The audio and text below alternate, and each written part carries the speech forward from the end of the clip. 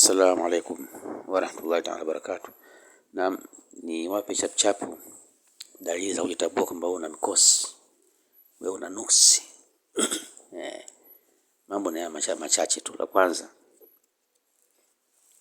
kwanza,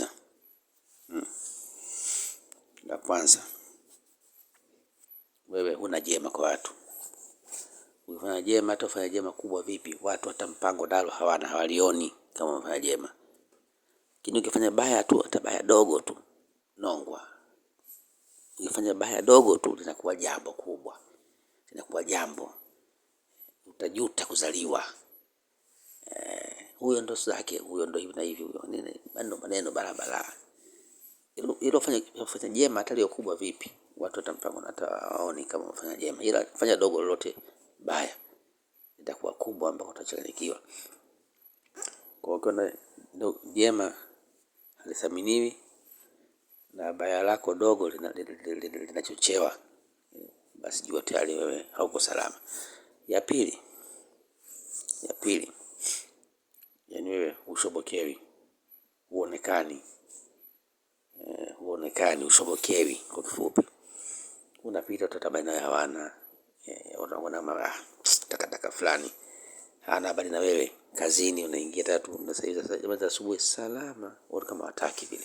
Kile mtu kwa biza na kompyuta yake, au biza na simu, au biza na kazi yake. Hamna mashamshamu yale nini, yani wakushobokei. Watu tayari nyota imezima, mikosi. Upo katika giza, una mikosi wewe. Ndizo nyota iwaki hapo. Haya, alama ya tatu. Wewe fungu la kukosa. Fungu la kukosa. Kivipi?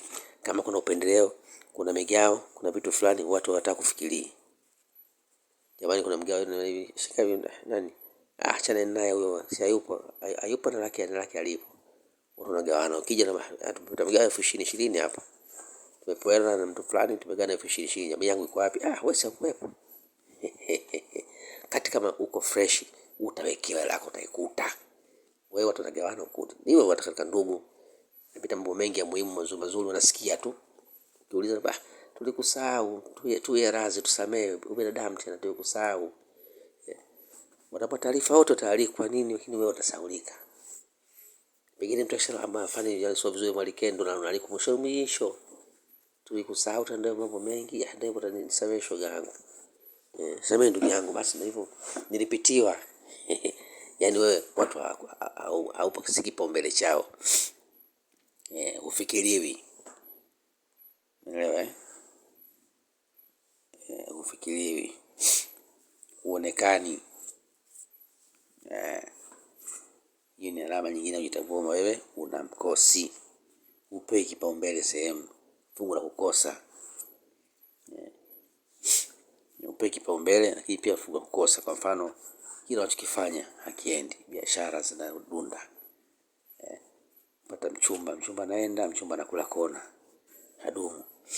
Hata kama ukiwa na umeolewa una mchumba na mumeo au nini, ana uwezo kabisa nao, lakini hakutunzi.